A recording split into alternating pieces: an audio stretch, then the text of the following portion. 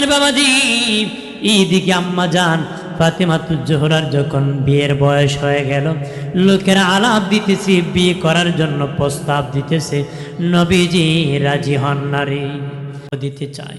উনি নীরব রইলেন, চুপ রইলেন। নীরবতা অনুমতির লক্ষণ। এইভাবে আপনি আপনার মেয়ের কাছে বললেন, মা অমুকের ছেলে অমুক, এই করে, এই চেহারা, এই দেখো ওর চাকরি, এই করে, এইভাবে আছে, এত ভাই এত বোন আছে। এইভাবে যখন বলবেন, মেয়ে যদি রাজি তাকে চুপ থাকবে, যদি না রাজি তাকে চিৎকার করবি। কয় না ফার্স্ট লাগিয়ে মরে যাব, কথা হয় না, জোরে ক আছে না। আমার যদি বিবাহ এখানে দাও, আমি যেখানে কইছি কেন দিবা, না দিলে আমি ফার্স্ট লাগমতে মরব। আছে কি না? তাহলে বিষ খেয়ে ফেলে দিই, বিষ খেয়ে কি দুযোগে চলে যাবে। দুযোগী অর্থাৎ যে ব্যক্তি দুনিয়ার এই কষ্ট সহ্য করতে পারে না, ওকে দুনিয়ার চুলার আগুনে ভালো লাগে না, দুযোগের আগুনে ঢুকতে চায়। দুযোগের আগুনে কি ঢুকতে চায়। এজন্য কোরআন বলেছে, কোরআন থেকে মেনে নিতে হবে কোরআনের পথ মত। আল্লাহ বলেন, আর রহমান আল্লামাল কুরআন খালাকাল ইনসান। দয়াল আল্লাহ কোরআন শিখায়া মানুষ বানাইছে। আল্লাহ ইচ্ছা করলে বলতে পারতেন, দয়াল আল্লাহ মানুষ বানায়া কোরআন শিখাইছে না বলিয়া আল্লাহ বলেছেন কোরআন শিখায়া মানুষ বানাইছে।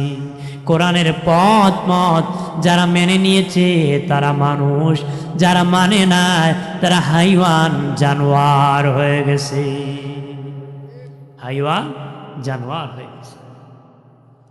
আম্মা জান ফাতেমাতুজ জোহরা নীরব বের হয়ে আসিয়া নবী বলেন, আলী রে আলী, তোমার কপাল ভালো রে, আমার মা ফাতেমা তোমাকে বিবাহ করতে রাজি হয়ে গেছি, এবার টাকাগুলি কি জমাইছো দাও। হযরত আলী বলে, নবীজি আমার কিছুই নাই, হিজরতের পরে আপনার ঘরে আমি থাকি, চুলায় পাক হলে খাই, নতুবা উপবাস থাকি, কি দিব গো নবীজি। নবীজি অনুমতি যদি দিতেন গো, আমার ঘরে একটা ঢাল আছে, তরবারি আছে, ঘোড়া আছে, তিনটা বাজারে বিক্রি করিয়া ফাতেমার বিবাহের মধ্যে দিয়ে দিব। নবী কালী রে, যুদ্ধ লেগে আছে, তরবারি আর ঘোড়া বিক্রি করা যাবে না, বাজারে যাও, ডালটা বাজারে বিক্রি করে ফেলো। হযরত আলী বাজারে ডাল বিক্রি করার জন্য রওনা হয়েছেন। রাস্তার মধ্যে ওসমান গনি নূরাইন রাদিয়াল্লাহু তাআলা আনহুর সাথে দেখা হয়েছে। ওসমান গনি বলেন, আলী রে আলী, কই যাও, কোথায় যাইতেছো? আলী রাদিয়াল্লাহু তাআলা আনহু বলেন, ওসমান গনি ভাই, ওই ডালটা বাজারে বিক্রি করব রে, বিক্রি করব। কি জন্য বিক্রি করবা আলী? বলে, ফাতেমার সাথে আমার বিবাহ হবে, ওই জন্য আমি উপহার দিব, ডালটা বিক্রি করে তাকে উপহার দিব। এই জন্য তাড়াতাড়ি বাজারে ডাল বিক্রি করার জন্য দৌড়াইতেছি। হযরত ওসমান গনি বলেন, আলী রে আলী, আমি যদি ডাল কিনি বিক্রি করবানি? হযরত আলী বলে, হ্যাঁ। ওসমান গনি নূরাইন রাদিয়াল্লাহু তাআলা আনহু বলেন, আলী রে আলী, বলো রে কত মূল্য দিব, কত দাম দিব তোমার ডালের? হযরত আলী রাদিয়াল্লাহু তাআলা আনহু বলেন, ওসমান গনি ভাই একটা দাম ধরে নিয়ে যান, আমি বলবো না, আপনি একটা দাম ধরে নিয়ে যান। ওসমান গনি নূরাইন রাদিয়াল্লাহু তাআলা আনহু বলেন, আলী বেশি যদি থাকতো আমি দিতাম, আমার কাছে এখন বেশি নাই, আমার কাছে 440 দিরহাম, মতান্তরে 80 দিরহাম, এর বেশি নাই, এর বেশি যদি থাকতো আমি দিয়ে দিতাম রে। নেও, এটার বিনিময় তুমি আমার কাছে বিক্রি করবানি। ঠিক আছে, বিক্রি করে দিলাম। বিক্রি করিয়া টাকা লইয়া দয়াল নবীর দরবারে হযরত আলী দৌড়াইতেছি। ওসমান গনিও পাছনে পাছনে দৌড়ায়, আলী দাঁড়াও রে আলী, টাকা পেয়েছি, ডালটা কি আমার কাছে বিক্রি করেছ? হ্যাঁ বিক্রি করেছি, এখন তো আমি মালিক, কিন্তু একবারও বলো নাই ওই ডালটা কোন কাজে আমি ওসমান গনি কিনেছি।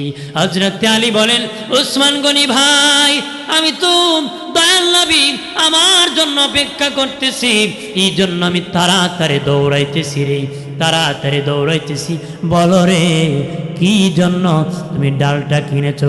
ওসমান গনি বলেন, আলী রে আলী, শোনে না, আমি ওসমান গনি অনেক নামাজ পড়েছি, অনেক তাহাজ্জুদ পড়েছি, অনেক জিকির করেছি, অনেক তেলাওয়াত করেছি। কিয়ামতের দিন মানুষ যখন পানি পানি বলে চিৎকার করবে, কেউ কারো আপন হবে না রে, চিৎকার করবে, বাবা ছেলে চিনবে না, ছেলে বাবা চিনবে না, একজনকে দেখলে আরেকজন পালাবে। ওই কঠিন মুহূর্তে হযরত ওসমান গনি বলেন, আলী ওই দিন যদি আমার কোনো কিছু কাজে না আসে, বলবো আল্লাহ তোমার বন্ধু হাবিবুল্লাহ মুহাম্মাদুর রাসূলুল্লাহর মেয়ের বিয়েতে তার জামাতাকে আমি ডাল উপহার দিয়েছিলাম, এর বিনিময় আমি ওসমান গনিকে ক্ষমা করে দাও। আর জোরে কর। ভাইরা আমার খেয়াল করেন, ভাই বন্ধুরা আমার ভালোভাবে খেয়াল করেন, বিবাহ হয়ে গেল রে, বিবাহ হয়ে গেল, সুখের সংসার, ঘরে খাবার নাই, মারামারি নাই। আজকে ঘরে খাবার না, খাবারের অভাব নাই, কিলাকিলির কম নাই, মারামারিও কম নাই। তাদের ঘরে খাবার ছিল না, ভালো কাপড় পরতে পারতেন না, কিন্তু অশান্তি ছিল না। কি ছিল না? আজকে ঘরে খাবারের অভাব নাই, কাপড়ের অভাব নাই, কিলাকিলির অভাব নাই, তালাকের সরাসরির অভাব নাই। বেচারা আমার ছেলে কত টাকা কামায়, রায় তুলে খালি নাকি কামায়, বুঝে যাইব কত নম্বর সিরিয়ালের পিতা আপনি। কতক্ষণ ঠিক কিনা? আসর দিন বোঝা যাবে কত নম্বর সিরিয়ালের পিতা। খবর নেন না হালাল পথে না হারাম পথে, নিতে হবে তো আদালতে জবাব, সকলেই দিতে হবে। কথা বলেন ঠিক কিনা? দিতে হবে কি না? না পলায় যাবেন? পলানোর সুযোগ আছে নাকি? হ্যাঁ, যদি বুঝিও বুঝেন না, জানিও জানেন না, মানিও মানেন না, হাসরের দিন কোনো ফায়দা পাবেন না। কথা বলেন না? গোড়ার ডিম পাবেন, গোড়ার ডিম। কী পাবেন? গোড়ার ডিম। গোড়ার ডিম খাইছেন নি আপনারা? কথা বলেন না, খাইছেন? গোড়া ডিম দেয়। এক বেচারা বাজারে গেছিল, ডিম খাইতো, জিজ্ঞেস করে ভাই কয় রকম ডিম আছে? ডিমওয়ালা কয় 3 রকম আছে, হাঁসের ডিম, মুরগির ডিম, গোড়ার ডিম। বেচারা কয় আমি গোড়ার ডিম না খেয়ে যাব না, গোড়ার ডিম না খেয়ে কি যাব না। বসে আছে বেচারা বলে সর্বশেষ আমি ঘোড়ার ডিম বিক্রি করি, বসে থাকো, হাঁসের ডিম শেষ, মুরগির ডিম শেষ, কাঁচা আড়ায় বেড়া জাগা বাড়ি। ভাই আমার ঘোড়ার ডিম কই? কইডি ঘোড়ার ডিম, যাওগা বাড়ি। খালি হাতে কি বাড়ি দিতে হবে। এই জন্য আমাদের কি সফলতা অর্জন করতে হবে। কথা বলেন ঠিক কিনা? করতে হবে কি না? আমার প্রাণের বাবাজি খেয়াল করেন ভালো করে। ও বাবাজি, তাদের ঘরে খাবার ছিল না, কিন্তু অশান্তি ছিল না। মুসলমানের ঘরে মারামারি, মুসলমানের ঘরে কিলাকিলি, অতিবৃষ্টি, অনাবৃষ্টি, শিলাবৃষ্টি। বাবাজি অহংকারী, আল্লাহর কসম একবার, আল্লাহর কসম দুবার, আল্লাহর কসম 3 বার। প্রত্যেকের ঘরে যদি আল্লাহর কালাম তেলাওয়াত চালু করতে পারো, তোমার ঘর থেকে আযাব গজব সব দূর হয়ে যাবে। এই মাদ্রাসায় প্রতিদিন কোরআন তেলাওয়াত করা হয় বাবাজি, ওই তেলাওয়াতের আওয়াজের বাতাসে বাড়ি বাড়ি রহমত পৌঁছায় দেয়, বাড়ি বাড়ি রহমত পৌঁছায় দেয়। কোরআন তেলাওয়াতের দ্বারা ঈমান বেড়ে দেয়। নবী বলেন ক্বালা রাসূলুল্লাহি সাল্লাল্লাহু আলাইহি ওয়াসাল্লাম কাসরাতু যিকরিল মাউত ওয়া তিলাওয়াতিল কোরআন। নবী বলেন বেশি বেশি করে মৌতের জিকির করো, মৌতের চিন্তা করো, বেশি বেশি করে মৌতের চিন্তা করো।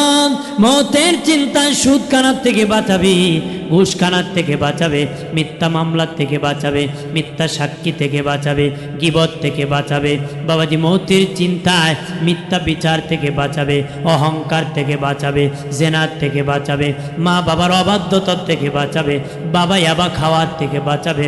মৌতের চিন্তায় লোকটা ওলি আল্লাহ হয়ে যাবে। আর কোরআন তেলাওয়াতির দ্বারা ঈমান বেড়ে যায়। যার যত বেশি ঈমান বাড়বে সে তত উচ্চ তবকার জান্নাতি হবে। আরো জোরে বলি, আমার প্রাণের বাবাজি খেয়াল করেন, ভালো করে ও প্রাণের বাবাজি, মা ফাতেমাতুজ জোহরার গর্ভ থেকে সর্বপ্রথম এসেছিলেন ইমাম হাসান রাদিয়াল্লাহু তাআলা আনহু। আর গর্ভ থেকে ইমাম হাসান রাদিয়াল্লাহু তাআলা আনহু এসেছিলেন, তারপরে ইমাম হুসাইন রাদিয়াল্লাহু তাআলা আনহু এসেছিলেন। তারা দুই ভাই পৃথিবীতে এসেছেন নবীর নাতি। তারা খাসি খুশি, আমার নবীও খুশি। নবী বলেন তারা আমার আহলে বায়াত। আহলে বায়াত নবী বলেন নূহ নবীর নৌকার মতন। নূহ নবীর নৌকায় যারা উঠেছিল প্রাণে বেঁচে গিয়েছিল, নবী বলেন আমার আহলে বায়াতের নৌকায় যারা উঠবে তারাও প্রাণে বেঁচে জান্নাতি হবে। জোরে কন্যা সুবহানাল্লাহ। আমার কথা আপনারা বুঝেন না? খারাপ লাগতেছে? হ্যাঁ, কারণ আমি নতুন আসছি আপনাদের এইখানে, কেমন হবে আমি তো আর জানি না। হ্যাঁ, ফার্স্ট আসছি, আমি বলতেছি বেশিক্ষণ বলবো না, অল্প সময় বলে সমাপ্তি করব। বিরক্ত হবেন না? বিরক্ত হবেন? বিরক্ত হবেন নাকি? যেহেতু অনেক দূর থেকে আসছি, মাদ্রাসার মাহফিল, আর কিছুক্ষণ বলি মোনাজাত করব। রাজি আছি? রদুশি পরে সাল্লাল্লাহু আলা মুহাম্মাদ সাল্লাল্লাহু, জবান খুলে পড়ুন, সাল্লাল্লাহু আলা মুহাম্মাদ সাল্লাল্লাহু। আমল নামায়ে দুরুদ শরীফ বেশি যার, হাসরের দিন সুপারিশ আগে তার সাল্লাল্লাহু। আওয়াজ করে জবান খুলে নবীর মহব্বতে পড়ে সাল্লাল্লাহু সাল্লাল্লাহু।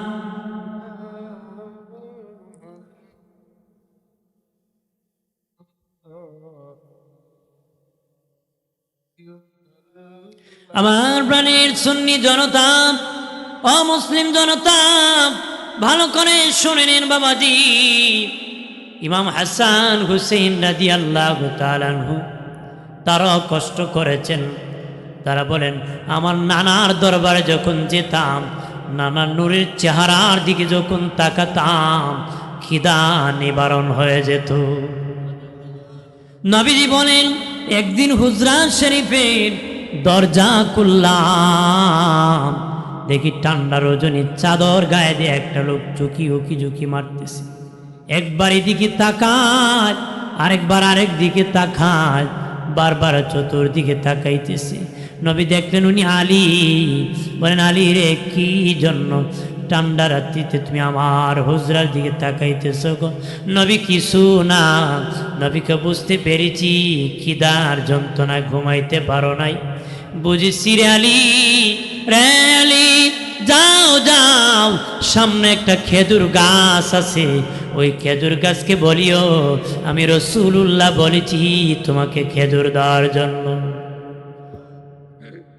আলী রাদিয়াল্লাহু তাআলা আনহু বলেন আমি ওই খেজুর গাছের কাছে গেলাম, যা দেখি খেজুরের সময়ও না, খেজুর গাছে কোনো খেজুরও নাই।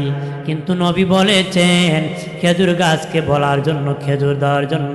আমি বললাম রে খেজুর গাছ, নবীজি বলেছেন আমাকে তুমি খেজুর দিবা।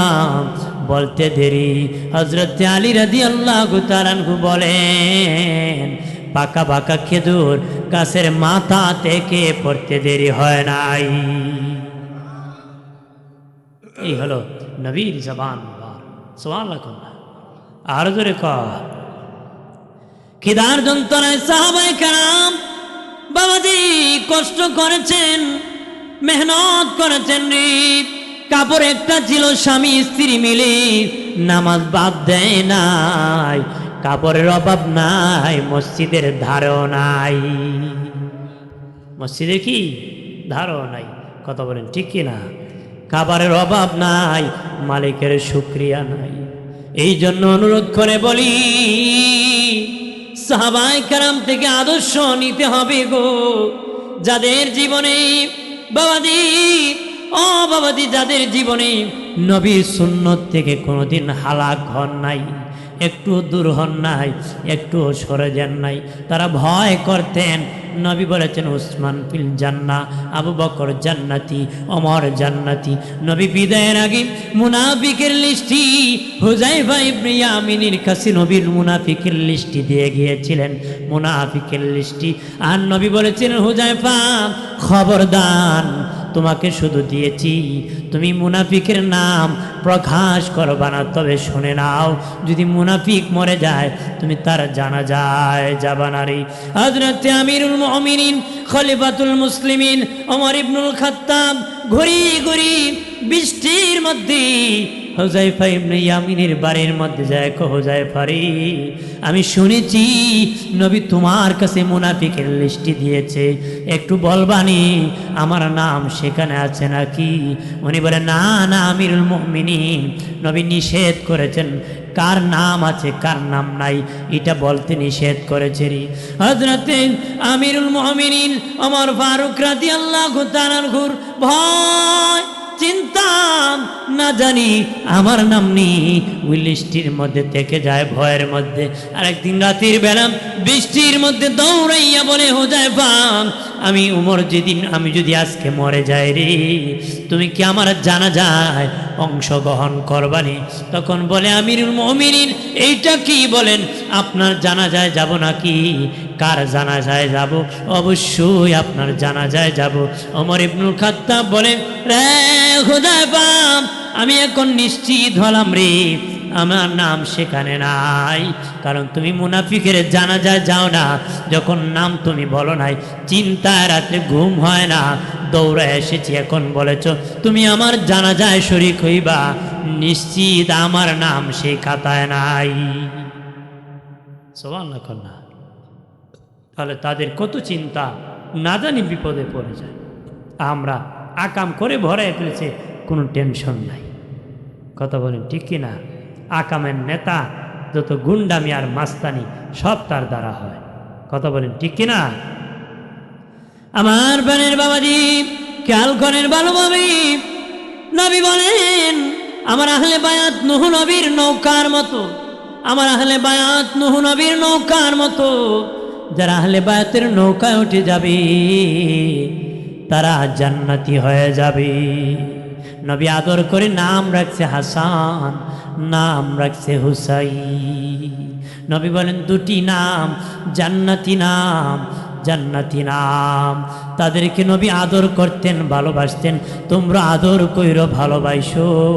তোরা আমার আহলে বায়াতকে ভালোবাসবে আমি নবীকে পাওয়ার জন্য, আর আমি নবীকে ভালোবাসবে আল্লাহ পাওয়ার জন্য। আল্লাহ যদি রাজি হয়ে যায় জান্নাত রেডি হয়ে যাবে। জান্নাত কি? এই জন্য বলি বাবা, মাদ্রাসার সাথে ভালো সম্পর্ক লাগাবেন। কিয়ামতের দিন মসজিদও দাঁড়াবে, মাদ্রাসাও দাঁড়াবে। মসজিদ বলবে আমি আগে জান্নাতে যাব, মাদ্রাসা বলবে আমি আগে জান্নাতে যাব। মসজিদ আর মাদ্রাসা তর্কাতর্কি লেগে যাবে, কে আগে জান্নাতে যাবে, ঝগড়া লেগে যাবে। আল্লাহ বলেন থামো। তখন মসজিদ বলবে হে মাদ্রাসা, আমি আল্লাহর ঘর, আমি আগে জান্নাতে যাব। তখন মাদ্রাসা বলবে মসজিদ, তুমি তো আল্লাহর ঘর, মানুষ জানতো না, আমি মাদ্রাসায় আসিয়া শিখছে, কেবলা কোন দিকে সেটা বুঝেছে, নামাজ কয় ওয়াক্ত কিভাবে তেলাওয়াত করবে সেটা আমি মাদ্রাসার কাছ থেকে শিখেছে। এই জন্য আমি মাদ্রাসা আগে আগে জান্নাতে যাব। আল্লাহ বলবেন হে মসজিদ ও মাদ্রাসা, ঝগড়া করিও না, ঝগড়া করিও না। দুনিয়ায় তোমাদের যত প্যাসেঞ্জার ছিল, যারা তোমাদের সাথে সম্পর্ক লেগেছিল, তাদেরকে ডাকিয়া ডাকিয়া উঠাও, আমি আল্লাহ তোমাদেরকে একসাথে জান্নাতে পাঠাবো। আরো জোরে বলি। তাহলে মাদ্রাসার সাথে সম্পর্ক রাখতে হবে। হাফিজুল কোরআন, কারিউল কোরআন, একজন আলেম কোনো গ্রামের উপর দিয়ে গেলে 40 দিনের জন্য কবরে আযাব মাফ হয়ে যায়। আর যদি বলি কোনো চেয়ারম্যান এমপি গেলে মাফ হবে এমন কোনো কথা নাই, কিন্তু একজন কারি সাহেব, একজন হাফিজুল কোরআন গেলে কবরের আযাব 40 দিনের জন্য ক্ষমা হয়ে যায়। জান্নাতে যাওয়ার 4 পথ, কোরআনেরই পথ।